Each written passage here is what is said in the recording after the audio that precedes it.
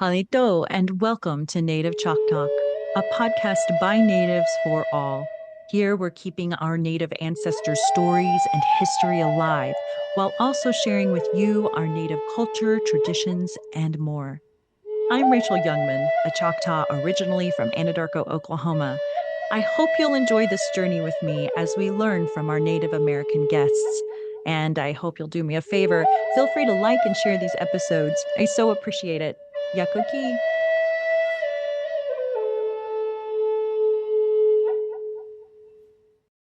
What are some other good memories you have of your mama? Well,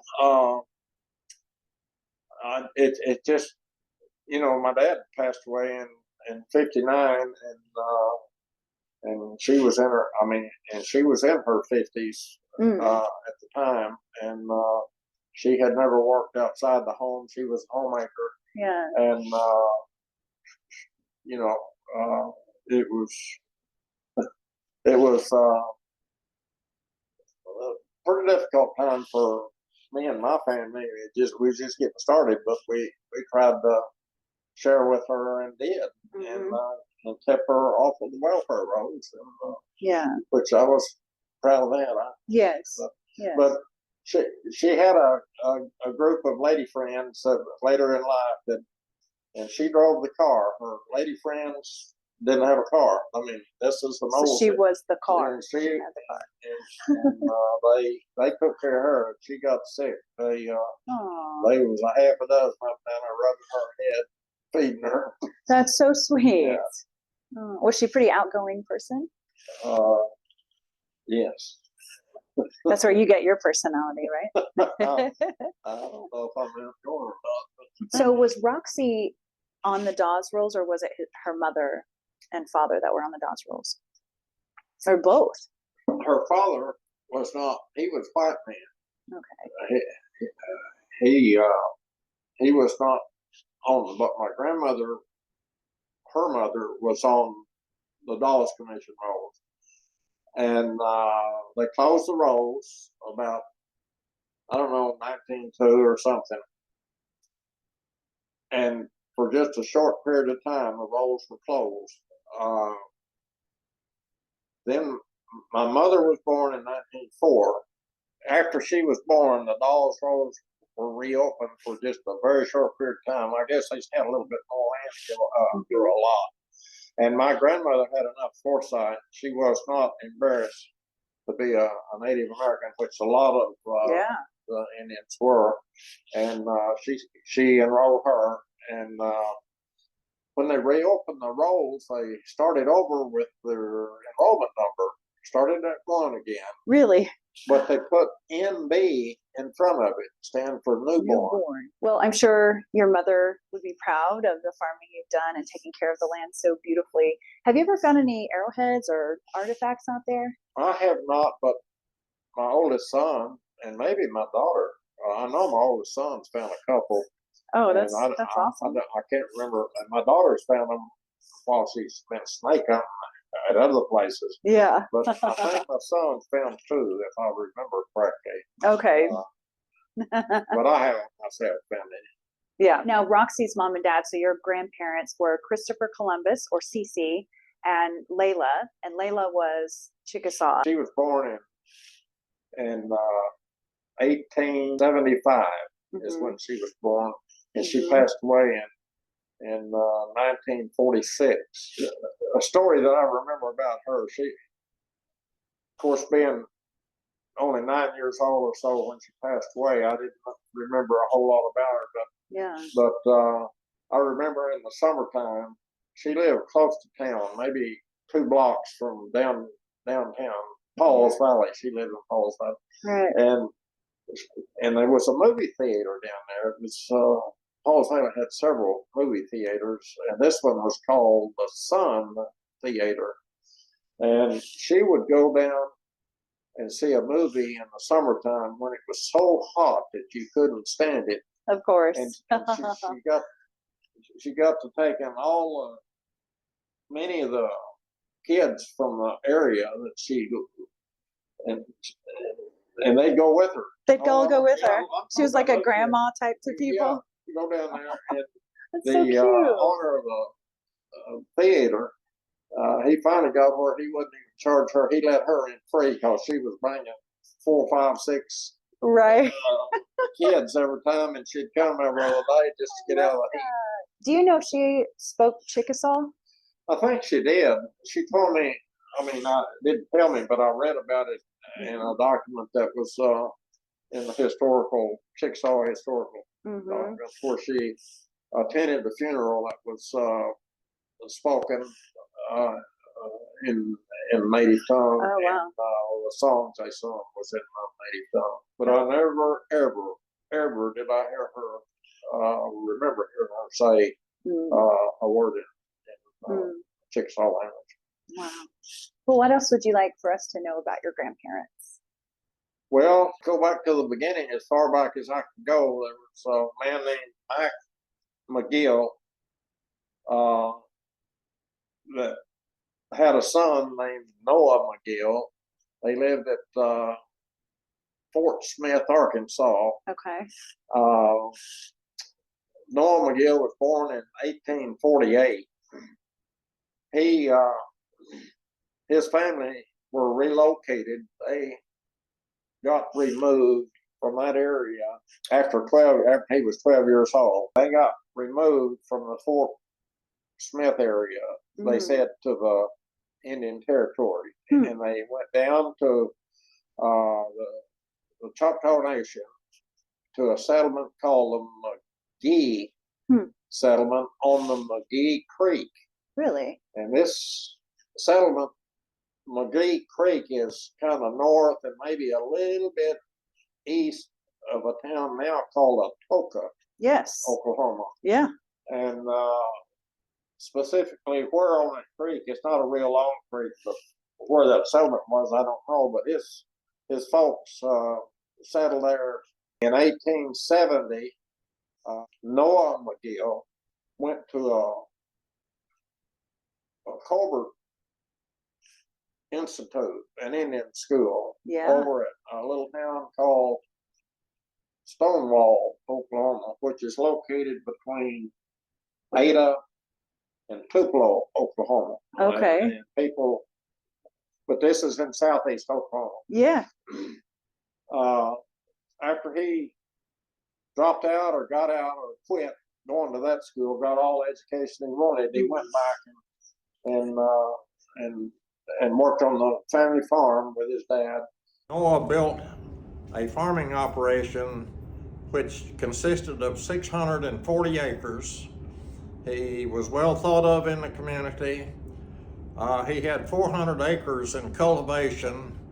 The document that I read that explained this said that his corn and cotton was as good a crops as they was in the community. They said that he had a 6-acre orchard. Said the 640 acres was enclosed. I assume that means was fenced. And it was not open range as they had back in those days. In 1884, he was appointed territorial jailer by Governor Overton.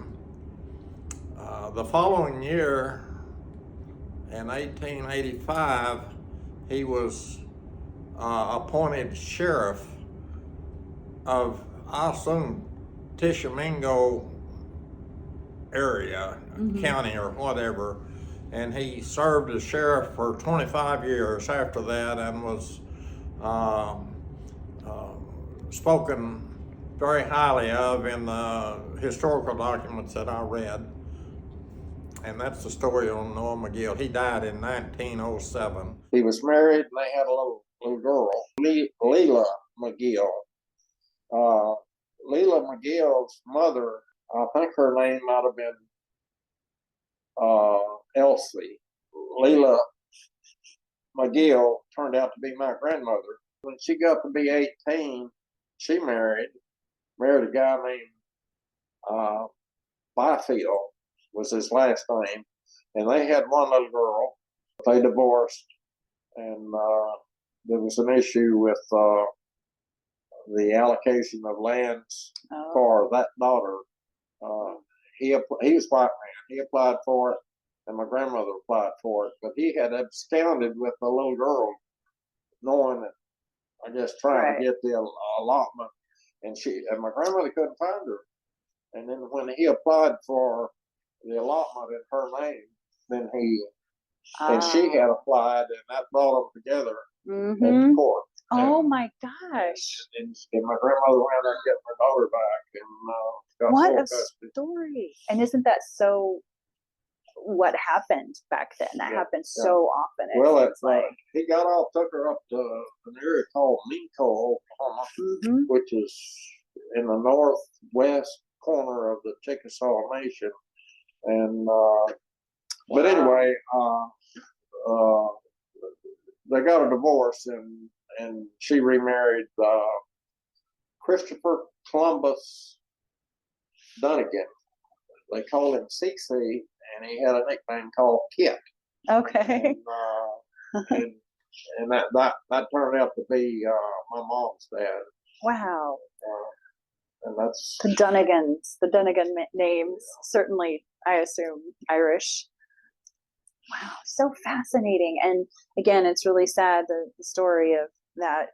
And so many people back then were trying to take advantage of the situation with the land allotments. Interesting. Do you know if any of your family members went to a Native boarding school? I know my mother was married twice. Her first husband, she had 2 daughters by him. His name was Beach, John David Beach. He went by JD. My oldest half sister, her oldest daughter by Beach, I know went to an Indian boarding school, and I think it was down around Ardmore. I don't remember the name of it. Yeah. The other daughter, my other half sister, may have gone, but I don't recall for sure.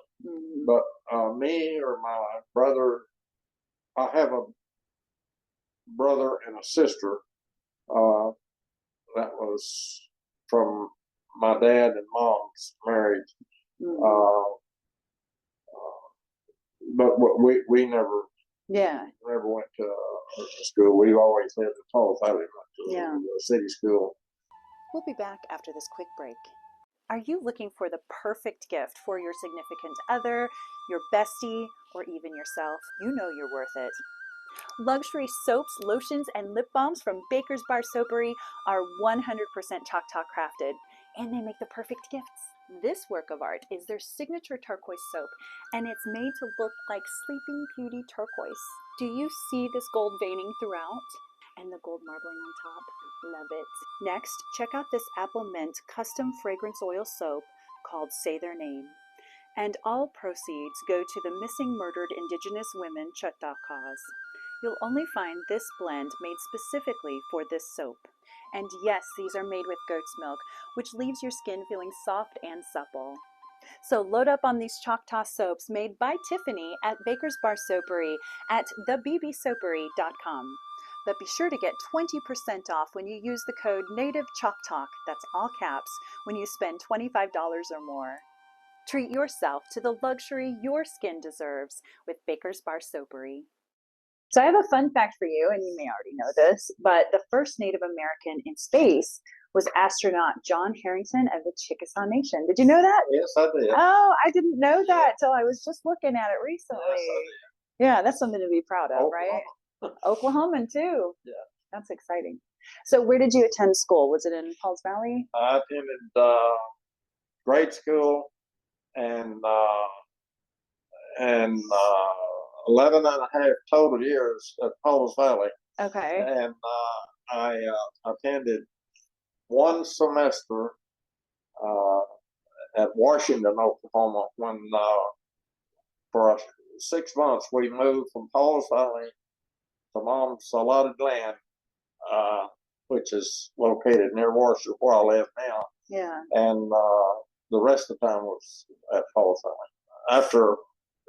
After high school, I graduated in 1955.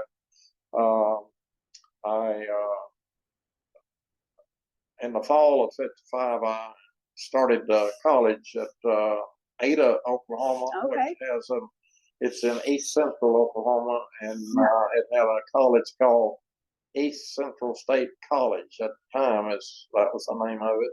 I think that's where my mom went too, right? I think so. Okay. And they call it now East Central University, Oklahoma. Okay. East Central University. But I graduated from East Central in a relatively short period of time. Really? In three years. Wow. Uncle Lloyd. I worked at a full-time job.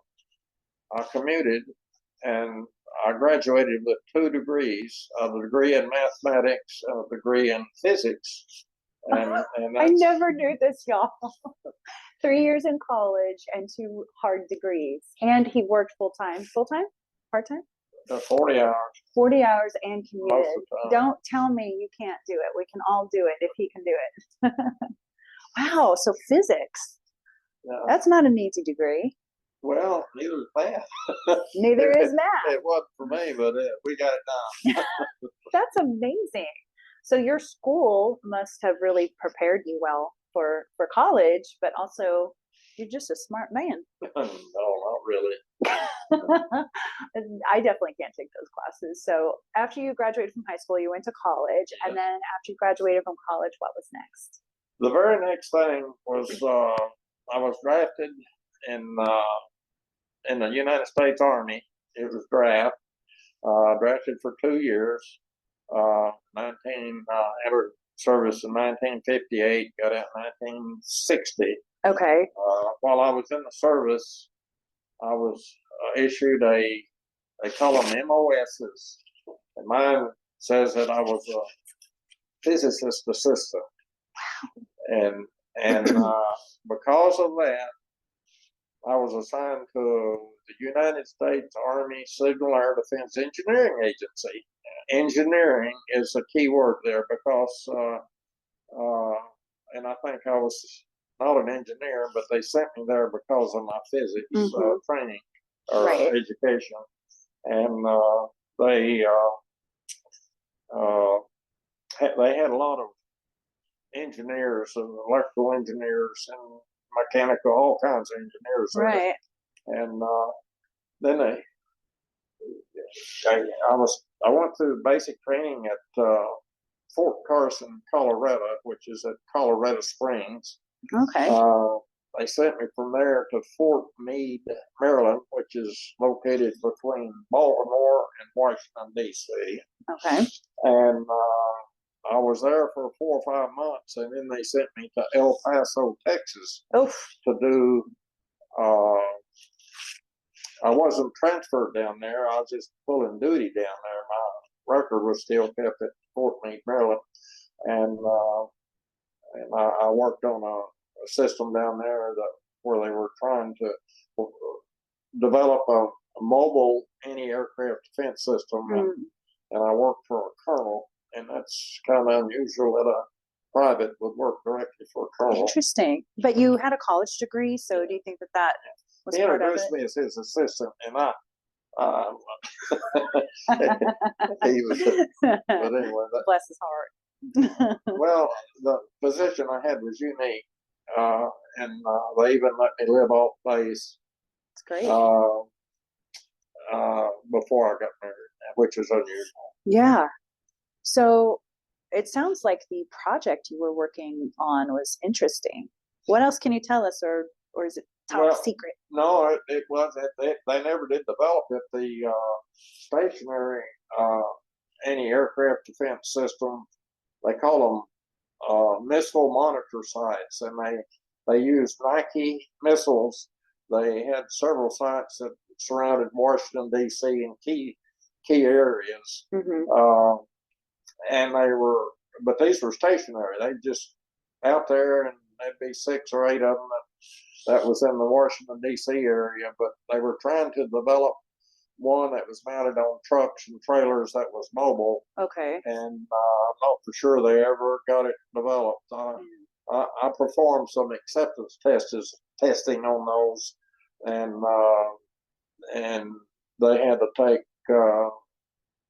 some equipment back to Fullerton, California, which is worse than Los Angeles, Okay. and to work on, but it had not been accepted when I got discharged. Yeah.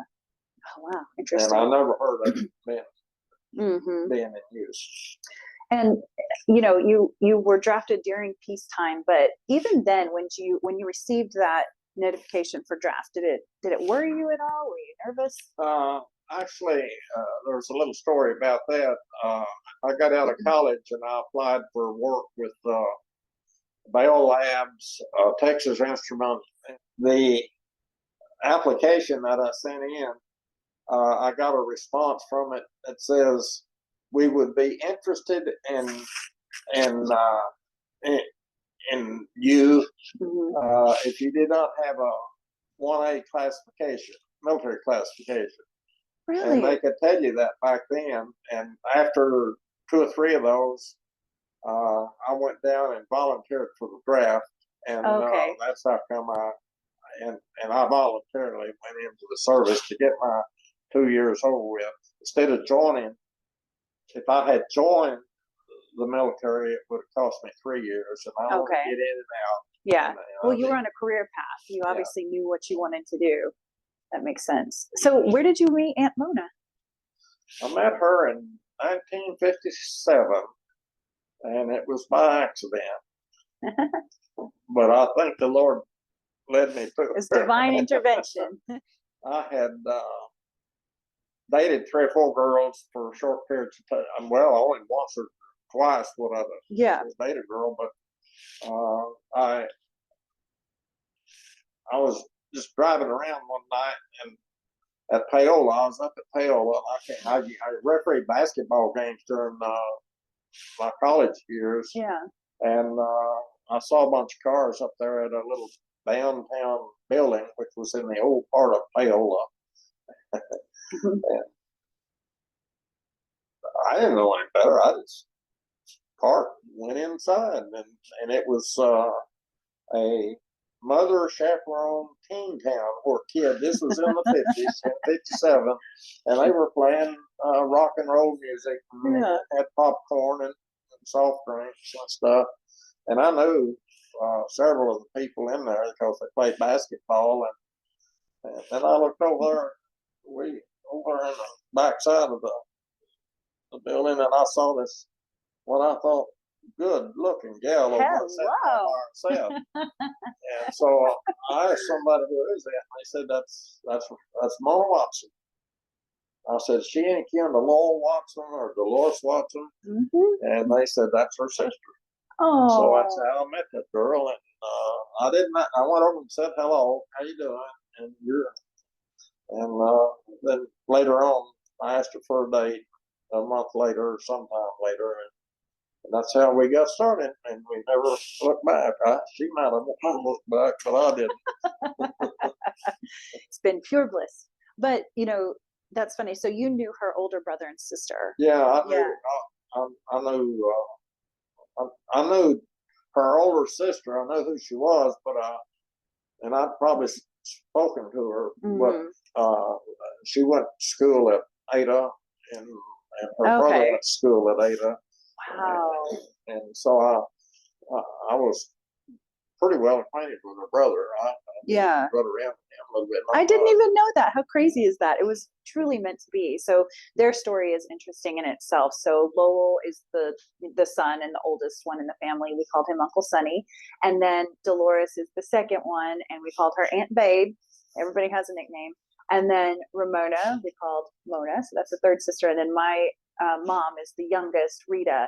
And when my mom was, I think, like 6 years old or so, their parents were killed in a car accident. And so Sonny was able to go off to college, eventually Dolores too. All 4 of those kids went to college, and I think 3 of them got college degrees, which is amazing, both in that time frame for women, but also considering what they had been through with their family here in Oklahoma. And it's kind of a sad story, but they were very close growing up, and they were never put into foster care. So people would look in on them and make sure they were taken care of, I guess. But by the time that you and Mona met, how old do you think my mom was? Your mom was like 13. Okay.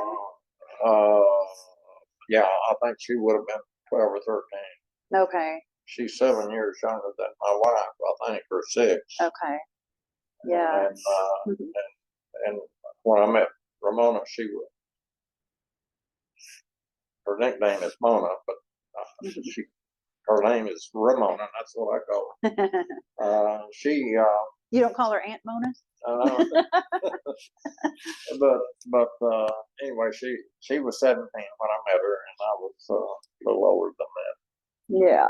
So tell us about your career. You get out of the military, and then what happens Okay, next? I was working as a roughneck. That's an oil field worker that works on a oil rig. For which company? It was Chickasha out of Paul's Valley. Okay. It was, and we lived there after I got out of the Army for a short time, then moved to Paola for a short time. And then one day I got a call from Borger, Texas, Phillips Petroleum Company, and they wanted to know if I wanted to come out there and interview for a job, so they would be interested in me. I interviewed with the director of a spectroscopy laboratory, which is a laboratory that uses infrared, ultraviolet, and mass spectrometers to analyze petroleum samples as they work their way through a refinery. And I went to work there at Phillips Petroleum's refinery located at Borger, Texas. Okay. We lived there 9 months, and I got a call from the federal government at Oklahoma City at the Federal Aviation Administration. Okay. And I went down there and interviewed for a job, and I knew I had that job.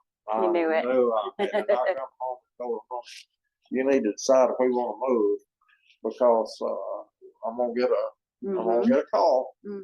And I don't know if it was during the time I was telling her that or just a little bit after it, but I got a phone call if I could come to work the next day or something, or within 2 weeks. And right. And anyway, that's how we moved back to Oklahoma.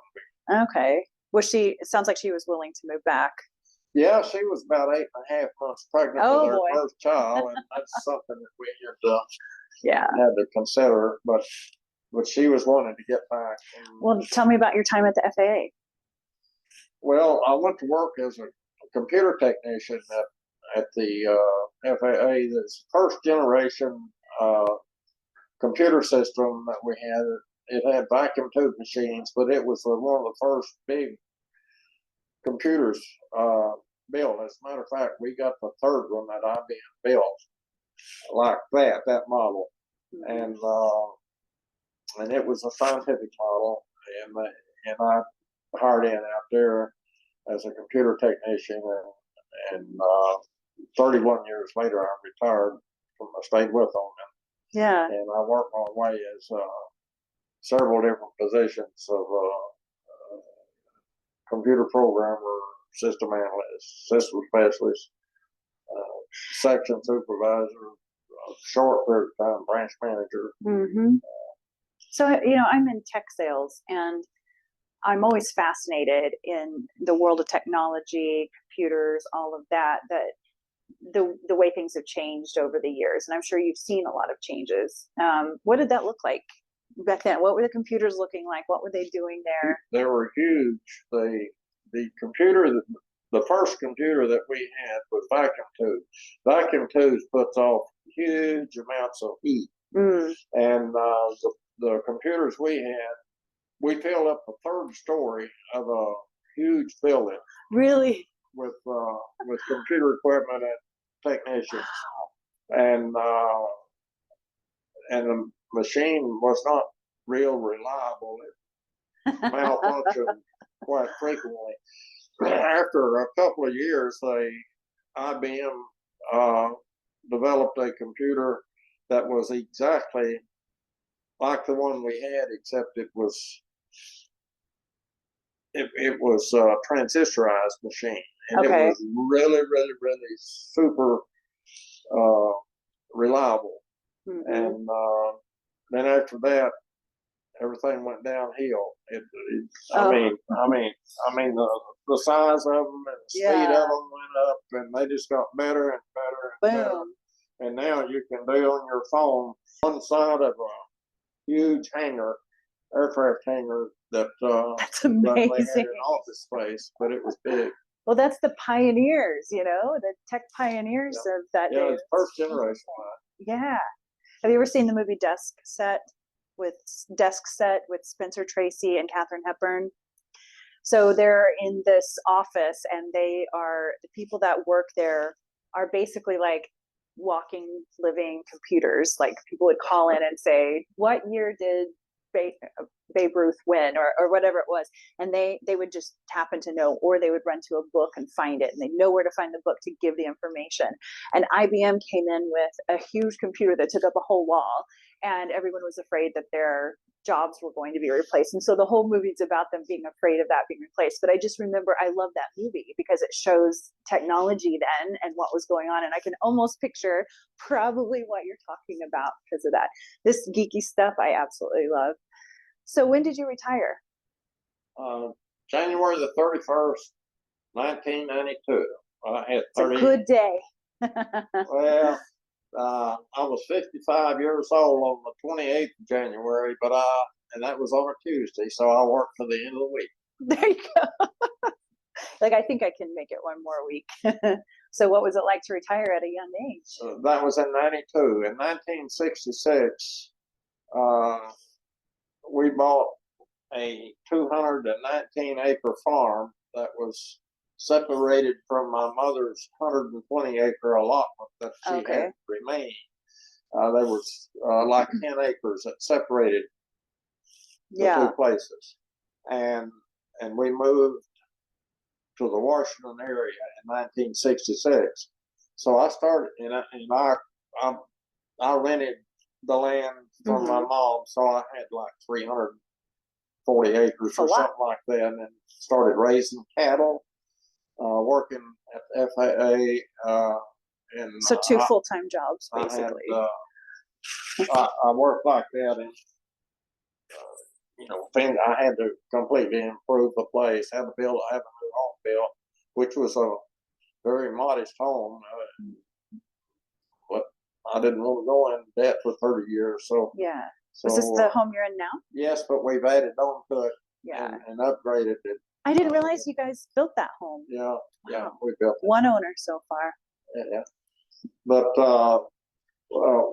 we went from no cattle to at one time I had 100 head of cows, mother cows, and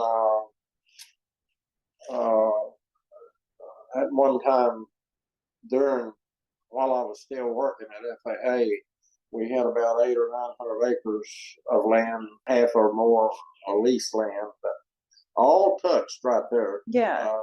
And didn't have to go off someplace. And that's what we raised our cattle on.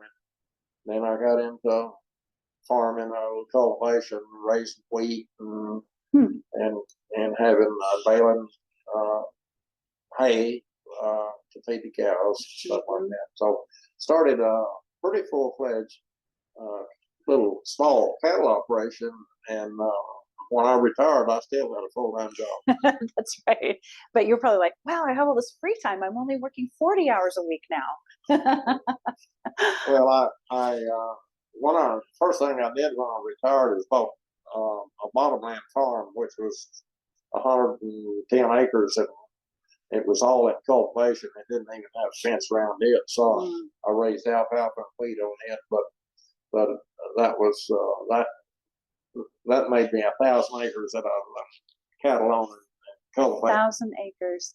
Does it give you just such a sense of accomplishment and pride to have your own farm, as hard as it is? I'm sure it's not easy all the time. I never looked at it like that at all. And really? I was just happy to. You're just doing it. Yeah, just doing it. Yeah. I would think it'd be such a good feeling of pride to know that this is your farm. You've cultivated what's on there. Well, I raised our family out there.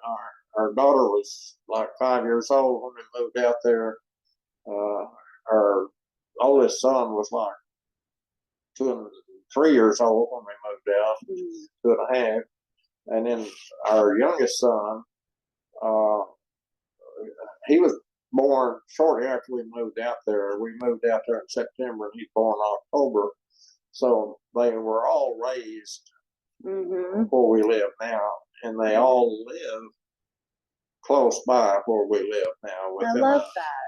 Yeah. The boys live maybe 200 yards from our house, and the daughter lives about maybe a half mile, but it all on our property.